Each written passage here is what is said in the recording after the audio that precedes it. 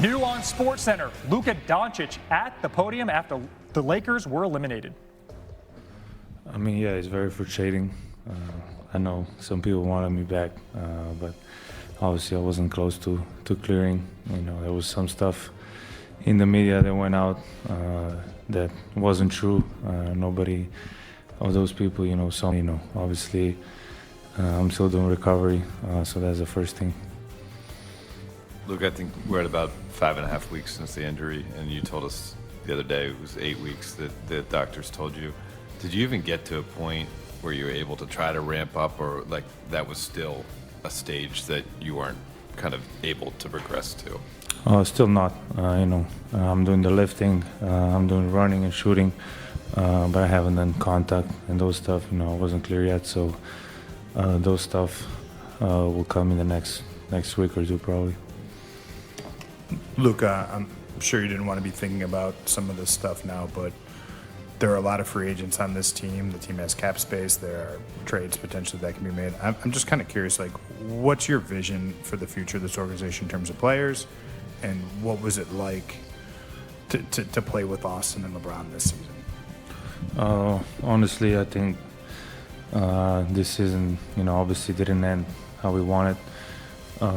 But I feel like the last push we made, you know, in the end of regular season, we thought that we can compete for championship.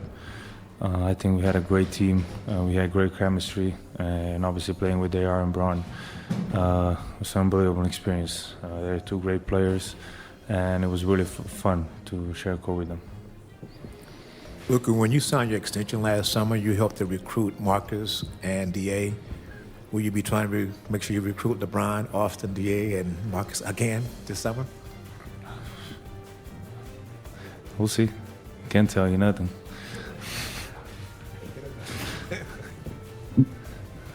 Hey, Luka.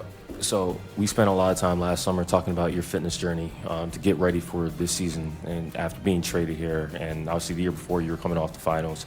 Like, what is an ideal summer for just you personally, as far as how you want to come into next season and spend this offseason?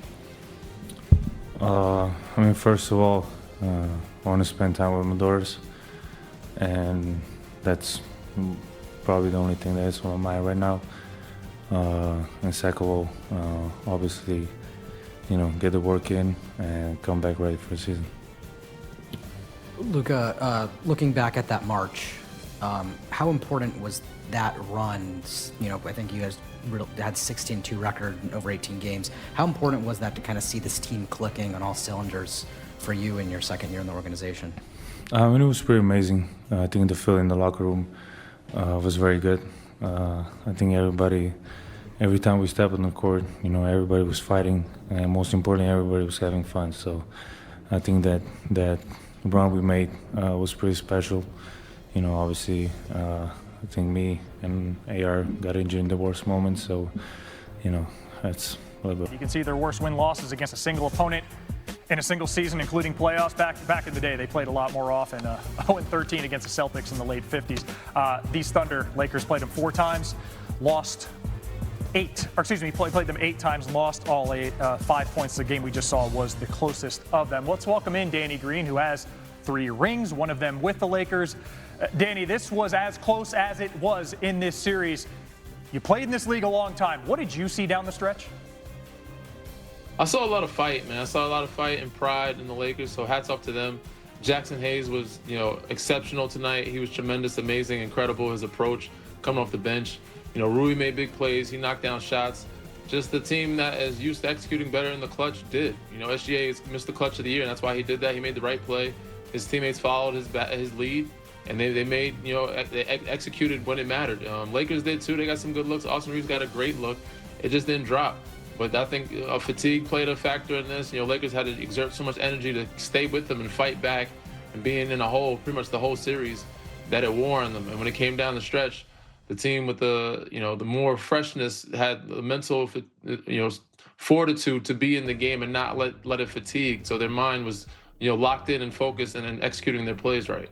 Well, you mentioned freshness. We just heard SGA post-game talking about how the rust has been getting to him of late. He had 35 points in this one, his first 30-plus point game since the first round. So how did SGA turn it on when the Thunder needed him the most?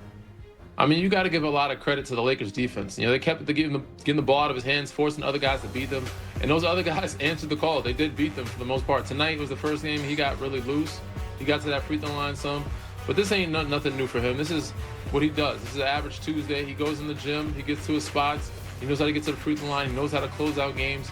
He's a super vet and about to be a two-time MVP. So, you know, but the Lakers did a great job of him most of the series. You also got to give a lot of credit to A.J. Mitchell, Jared McCain, Casey Wallace, Isaiah Joe, like those other guys, and Chet had an amazing series as well. But A.J. Mitchell was clutch for them this whole series, and it allowed SGA to kind of get back into his rhythm and his flow. And Danny, for so much of this season and postseason, we've assumed that the Thunder would be here, but it's the NBA, anything can happen. They're 8-0 in the playoffs, back-to-back sweeps, take out the Lakers in 4 games. How does the Thunder's level of play compare to the ceiling we've seen from them over the course of this 25-26 season? It's pretty close. They aren't fully healthy, though, so we haven't got a chance to see what J-Dub looks like. They're going to need him, especially in this next series and in the finals if they want to be two-time NBA champions. But they're pretty close to their ceiling. They've been playing exceptional basketball. They're playing at a high level. But, you know, this could be a gift and a curse. You know, it's great to be able to get the rest, but it might hurt them. They might get rusty. They haven't had much adversity throughout this playoff series, so it might get a little rocky when they actually do get some adversity and play against a tougher team, whether it's Minnesota or the San Antonio Spurs.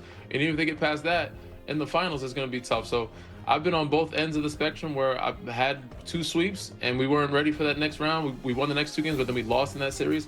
I'd also been where we were down. But I think the ones that helped us the most are the ones that challenged us and prepared us for the next round. So I don't know how much these 2 teams that they played is going to prepare them for the next matchup. But I know Dagnall is a good coach, and he'll have them ready. Well, Danny Green, stay with us because speaking of sweeps, we've got to point out that this is the 4th time LeBron James has been swept in his career. But this is the earliest one yet. The others were all in the conference finals or later. This one comes in the conference semis. And worth noting here, LeBron James now set to become an unrestricted free agent. So, Maddie, it then becomes fair to ask if this is it for LeBron in LA. And if it is, it was a hell of a ride. When he joined the Lakers, ranked 7th in all-time scoring, but after more than 12,000 points in purple and gold, he's the all-time leading scorer past Kareem on that night, February 2023. More than 4,000 points clear now of anybody else. In the bubble, 2020, Bron brought the Lakers a 17th NBA title at the time. That tied the Celtics for most in league history.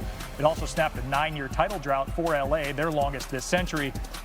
And look, man, Father Time is and will remain undefeated, but LeBron's come as close as anybody to handed him an L. Before Bron, there were 5 30-point games by 40-year-olds. LeBron has more than tripled that with 16 30-point games by himself. He's 41. He's going to be 42 in December. Danny, you played with him, won a ring with him. LeBron and the Lakers season comes to an end here. If this is it for LeBron in LA, or if this is it for him overall, what has he meant to this league? I mean, he's meant everything to this league. He's been the face for over 2 decades. So, you know, the kids that I watched them growing up. So, like, I idolize them. The kids that are in the league now probably were babies when he came in, and they all looked up to him. So, to be able to watch him in real time, and so many people throughout this, you know, league has been able to face him and join him in a locker room on the same team. I'm sure it's the biggest inspiration to all of us. So he's meant so much to this game of basketball. I know a lot of us do appreciate him. A lot of us don't. They're going to appreciate him when he's gone. But he deserves his farewell tour. I don't think this is his last year. I don't think he's done after this. He'll get one more. And we don't know where that's going to be at yet. I don't think he knows either. A lot of questions remain around LeBron James.